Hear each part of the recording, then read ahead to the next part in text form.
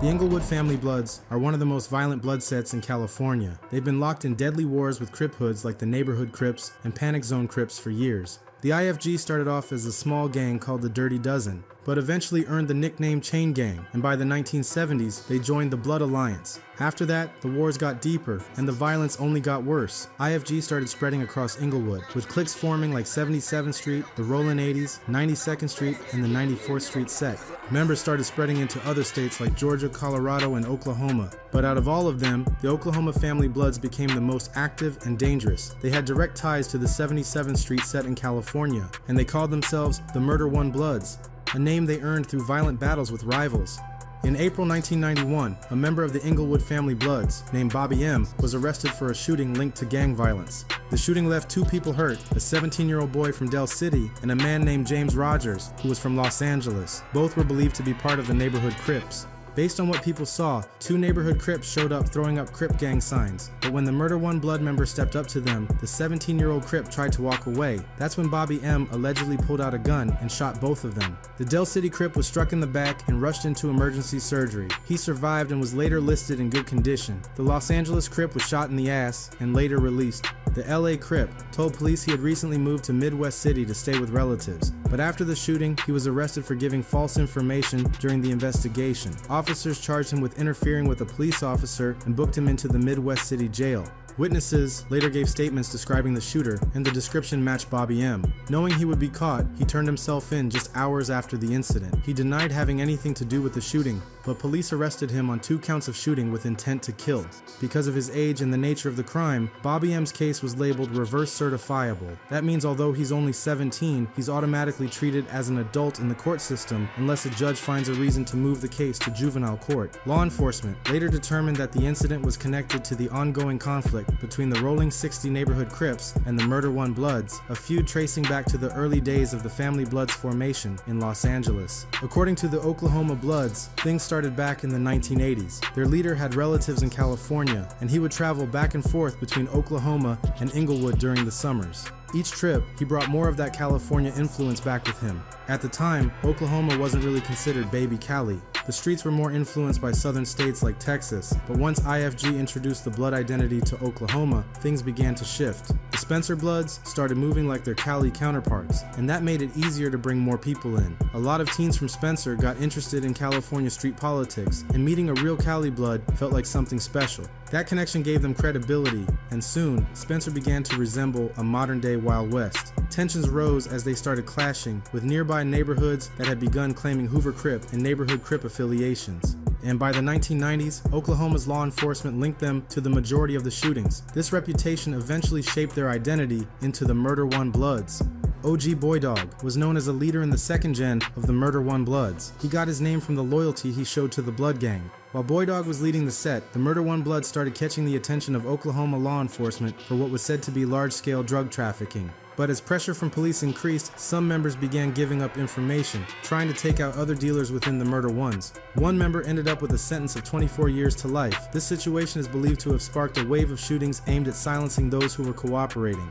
But even with the snitching going on, the Murder One Bloods stuck to a strict code. Members were expected to keep all gang knowledge and business within the Inglewood Family Bloods. They were even required to attend barbecues and football games held around Lindsay Lane. These events brought them closer together as they tried to copy the structure of the Inglewood Family Gang. It also helped them connect with other blood gangs in the city, like the Treetop Pyrus. The Murder One Bloods would also stamp the 297 Broadway Park Gangster Bloods, attaching the gangster blood name to their hood to show respect to the Inglewood Family Gangster Bloods.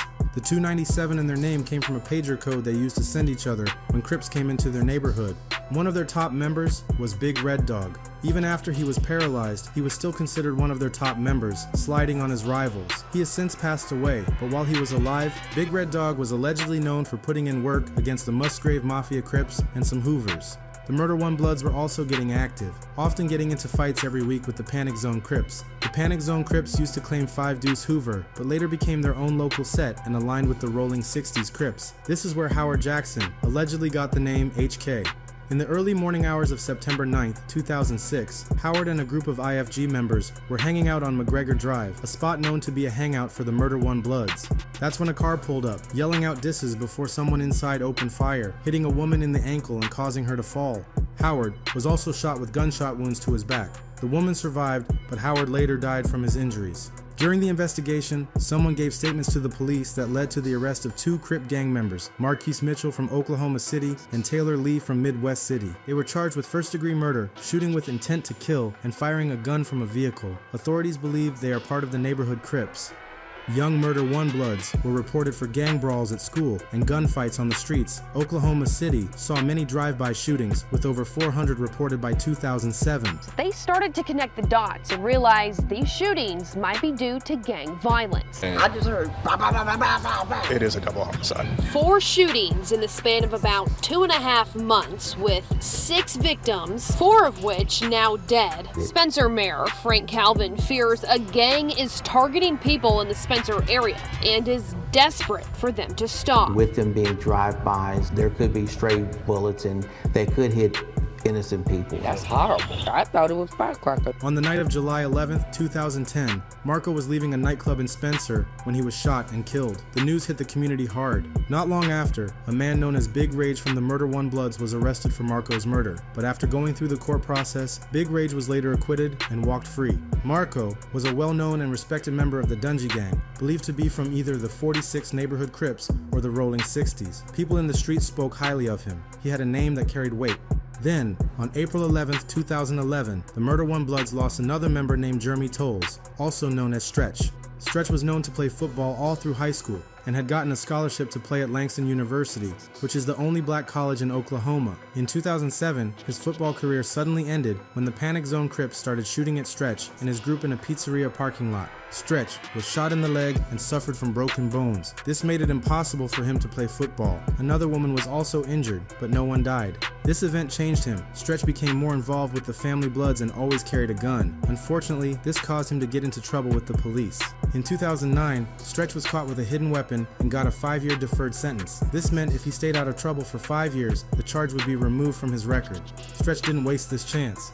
Stretch found a passion for cooking and spent many evenings trying new recipes for his family. He also found out he was going to have a baby girl who was born 2 days before Christmas. His baby mother said his life completely changed. He focused on taking care of his daughter and going back to school. This was the change Stretch needed. Stretch worked at a local phone company where he quickly grew a reputation as a hard worker. 2 years later, Stretch called his mom and asked if he could come over to do laundry. But after hanging up, he called his baby mother and talked to his daughter. But as the day went on, Stretch changed his mind. Instead of doing laundry, he went to hang out with other Murder Ones in Langston. Stretch was later found about 1.5 miles from Waterloo Road on South May Avenue. Police said he was last seen alive and doing fine. But the next morning, a nearby homeowner discovered Stretch's body. Authorities later confirmed he died from blunt force trauma, meaning he was hit in the head or beaten to death. His family grew worried when he didn't show up to pick up his daughter and had a dozen missed calls from people he'd never ignore. Nobody knew for sure who Stretch had been with, but police believed he was badly beaten and left on someone's land. His mother believed God took him because he saw Stretch trying to change for the better. However, some think the Murder 1 Inglewood Family Bloods set him up. The case went cold, and no one has ever been arrested or named as a suspect. The possibility of a rival Crip gang following him to Langston is low, considering he was last spotted in Langston and later found in Logan County, nearly 45 to 30 minutes away from his neighborhood. And that June, the Murder 1 Bloods got into a shootout with the Panic Zone Crips. Kalen Irving, better known as K-Loke, was born on March 11, 1994, and K-Loke was known as an active member of the 10th Street Panic Zone Crips since the mid-2000s. On June 15, 2011, he rode in a car with other Panic Zone members, but as they drove down Northeast 23rd and Douglas Boulevard, they noticed they were being followed. The driver noticed a gold-colored car following them. The gold car sped up and flashed gang signs. Then the car with the Panic Zone Crips showed a gun, trying to scare the gold car away. But that's when the Murder 1 Bloods opened fire from the gold car, killing K-Loke. The shooter was later identified as Darren Burton Jr., a former football player from Star Spencer High School. He was arrested and held in jail until his trial. During the trial, the judge looked at Darren and told him he should never point a gun at another person because his actions were unacceptable. Darren's father asked the judge for a lighter sentence, saying his son was a good kid who just made a bad mistake. But the judge sentenced Darren to 14 years in prison for murder and 6 years for shooting a gun from a moving vehicle. He was charged with second-degree murder and other related crimes. Mr. Burton, you have anything to say to your victim's mother?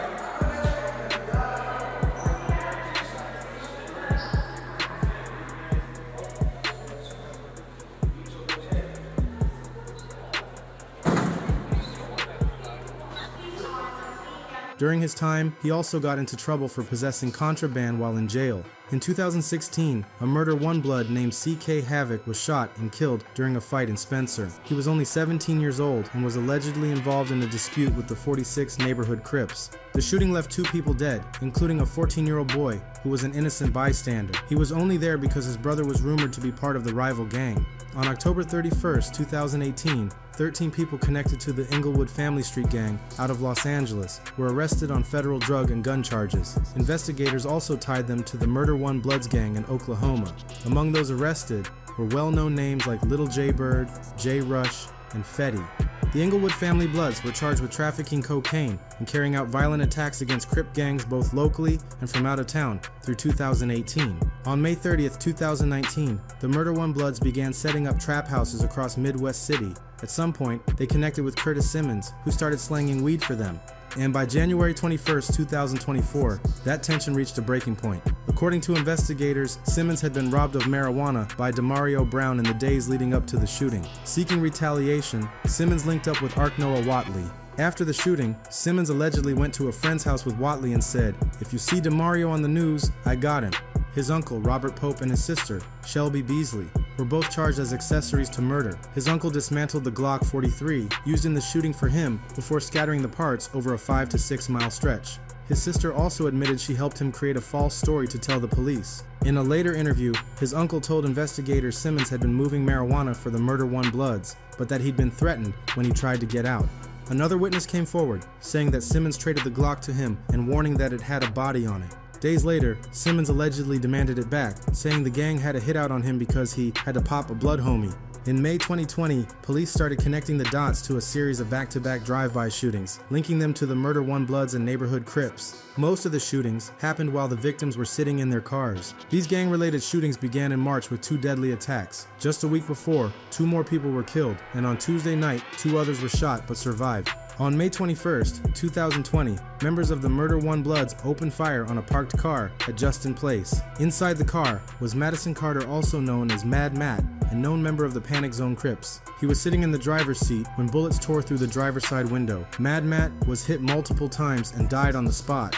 His close friend Dominique Knight, known on the streets as Beans, was in the passenger seat. As the shots rang out, Beans tried to escape by jumping out of the car and running across the front lawn, but he was also gunned down and killed. The house they were parked in front of belonged to Beans' mother. The shooting wasn't discovered until the next morning around 7 a.m. A neighbor noticed the car's windows were shattered and called authorities. That's when police found the bloody and tragic scene.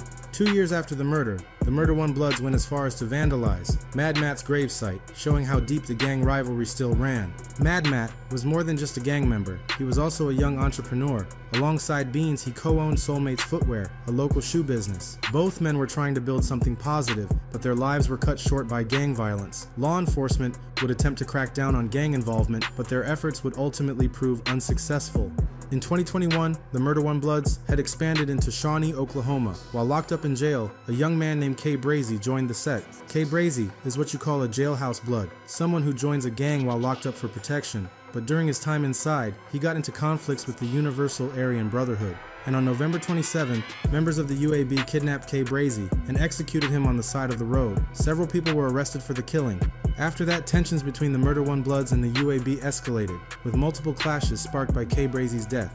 The Murder One Bloods would also link up with rappers like Mozzie from the Oak Park Bloods and Sauce Walka from 102 Pyru. Sauce Walka even signed an artist to TSF, but that artist later got locked up for allegedly killing a member of the Panic Zone Crips. Murder One also had a few rappers who helped carry their name past the streets. 5th Gen Kato, Lil Reese B, and Big Rage from the 4th generation were some of the more known ones. Kato especially made a name for himself through music, talking about conflicts with rival neighborhoods, and in one song, Kato claimed he stabbed 4 Universal Aryan Brotherhood members while he was locked up. The Murder One Bloods in Spencer are just as aggressive as the Bloods in California. They grew up learning the same rules and regulations, and their rivalry with the neighborhood Crips might be one of the longest in Oklahoma's history, even though members like Kato have been seen with the lot in 60s. If you enjoyed the video, please subscribe so I can make more. Thank you for watching another episode of Hood 187.